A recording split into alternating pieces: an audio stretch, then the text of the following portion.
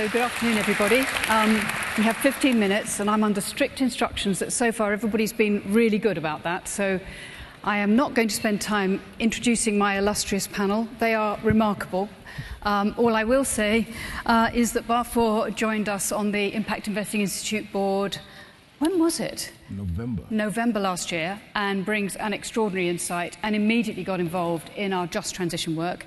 Clara and the Impact Management Project were partners originally, and now in her new role, very much part of the wider David Blood generation stable of extraordinary investment and a support of the Institute. So we're talking to people here who are embedded in the reality of not just raising capital, but mobilising and invested capital. And we thought that was really important.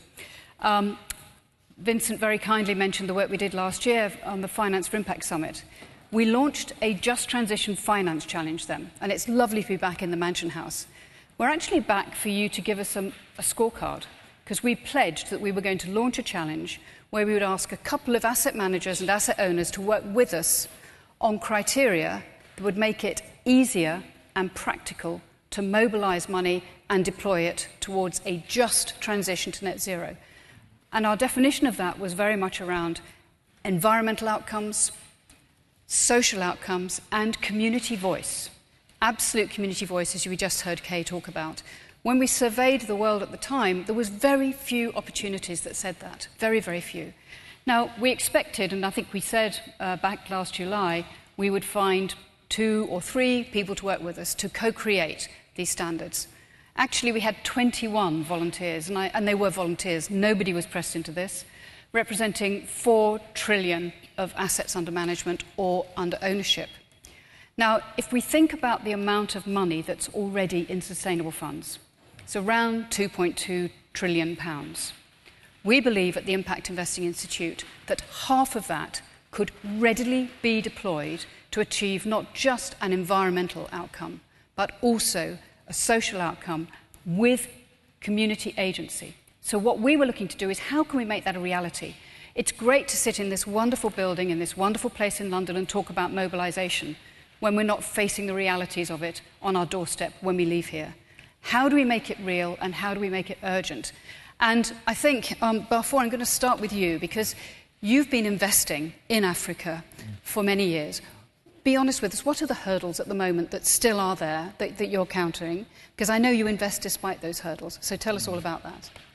Thank you, Elizabeth. I think whenever this question is asked, the academic response is to focus on macroeconomic stability.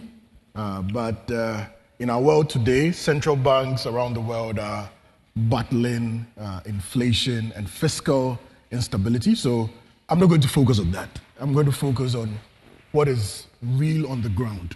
I think for the Global South to engage in a just transition process, first of all, the cost of capital needs to be lowered. I think when you talk to actors on the ground, that's the first thing anyone would say. We've experienced COVID. The post-economic stress of that is still affecting government budgets. At the same time that climate impacts are becoming more and more severe. So access to capital has become really an acute problem. But beyond that, I think the second piece which is related to the problem with access to capital is just a lack of clarity around what a just transition means. There's a lot of information asymmetry. When I was talking to a fund manager, a pension fund manager in Ghana, he said, I mean, driving capital towards this just transition is like trying to embrace an elephant. Basically, there are lots of things happening at different parts, but there's no one coherent framework to help asset owners and asset managers on the ground understand what to do. And that's why I'm really excited about the Just Transition Finance Challenge, because I think for the first time, we have takeoff. And I'm excited for us to delve deeper into that. And for you, if you were thinking about it now, what's the relevance of those criteria? How are they going to help? No, the criteria, it's great because I mentioned that there's this lack of clarity. Now we have at least a clear framework that cuts across geographies, cuts across asset classes, cuts across investing strategies, and presents us with a way by which we can clearly see how investments are directed towards advancing climate action, improving socioeconomic distribution, and increasing community voice. So just bringing that element of clarity into the market. And I'm an investment practitioner. We live on clarity.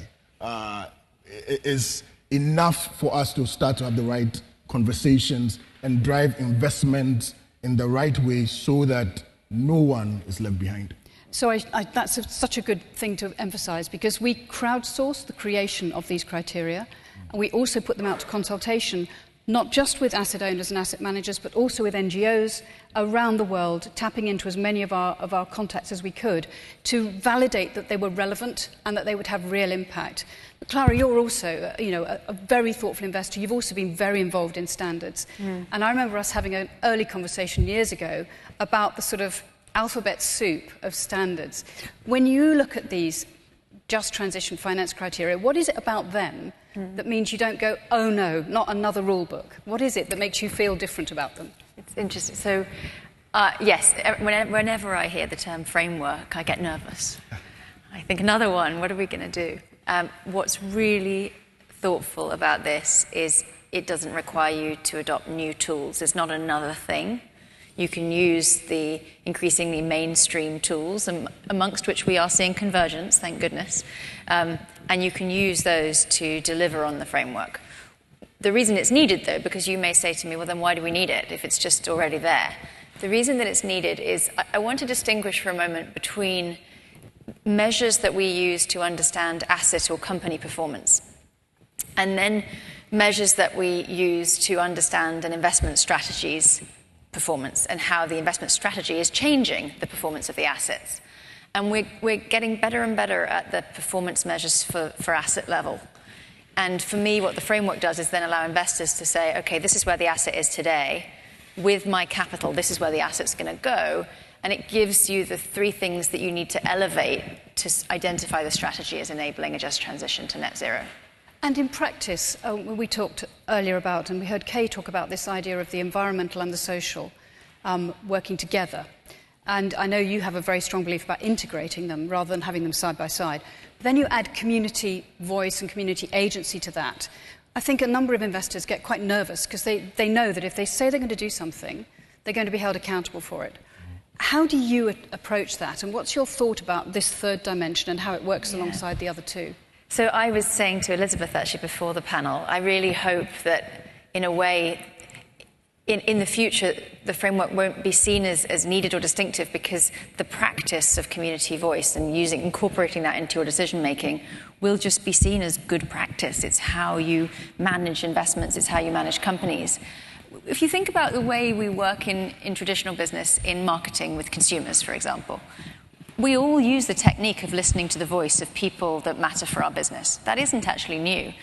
What the community voice leg of the stool in this framework is asking is for us to be more thoughtful and deliberate about all of the other stakeholders and make sure that we're listening to them too. And actually one of the most useful conversations we had, I think, in the development of the framework was we're presenting it as three legs of a stool.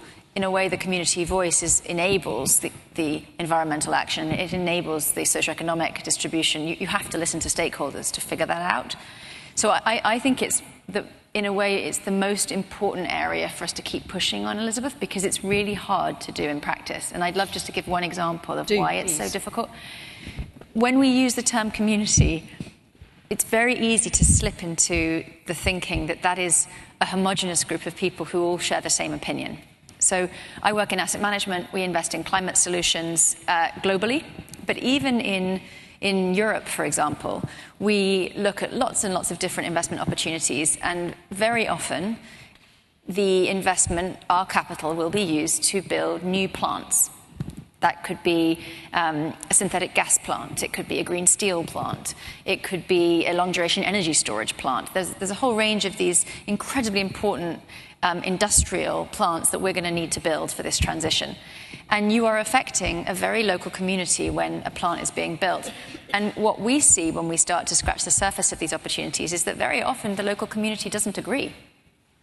You'll have certain people who want new green jobs, fair jobs, to look at the other leg of the stool.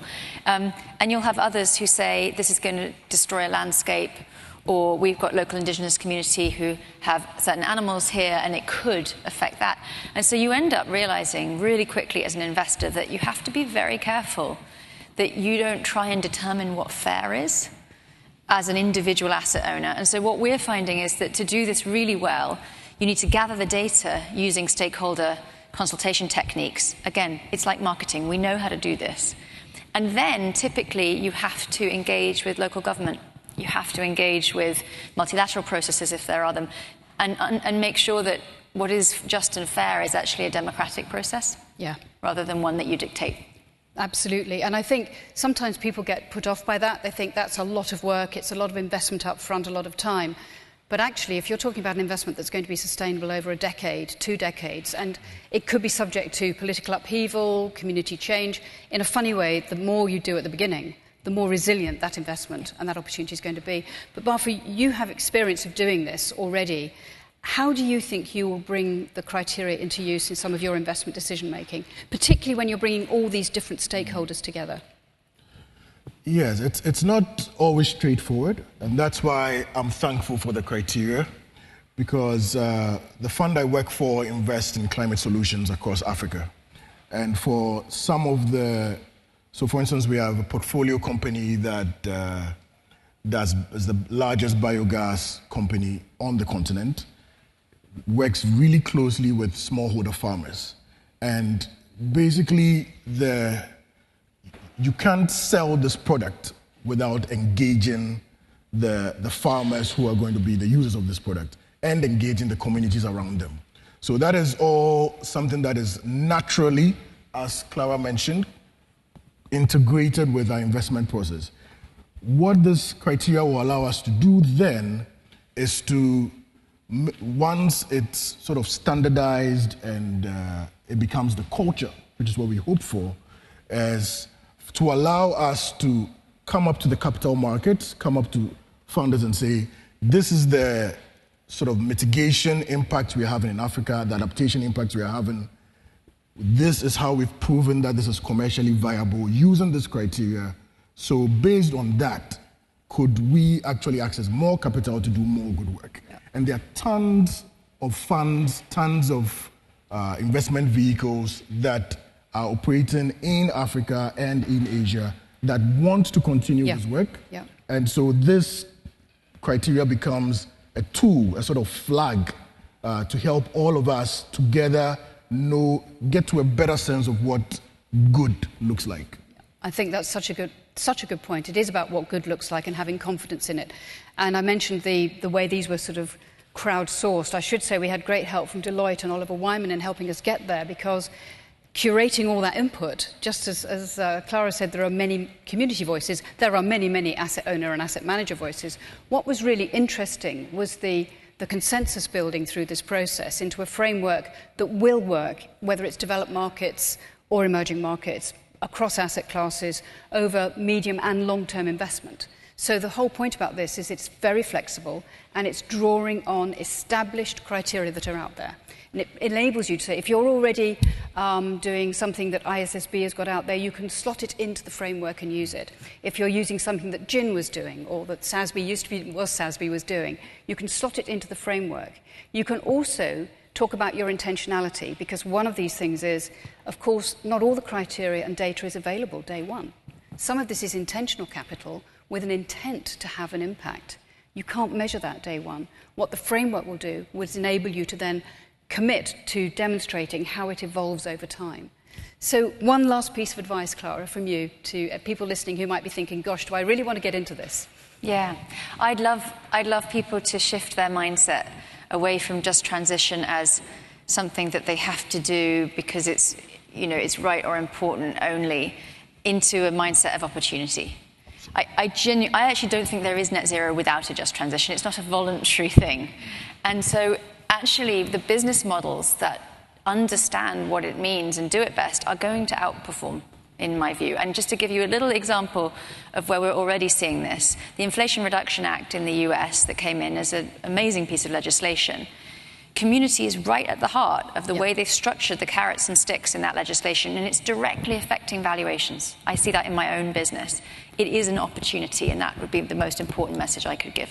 Fantastic. Well, thank you both. We're on the second. Thank you very much indeed, and a pleasure to be here. Thank you. Well done.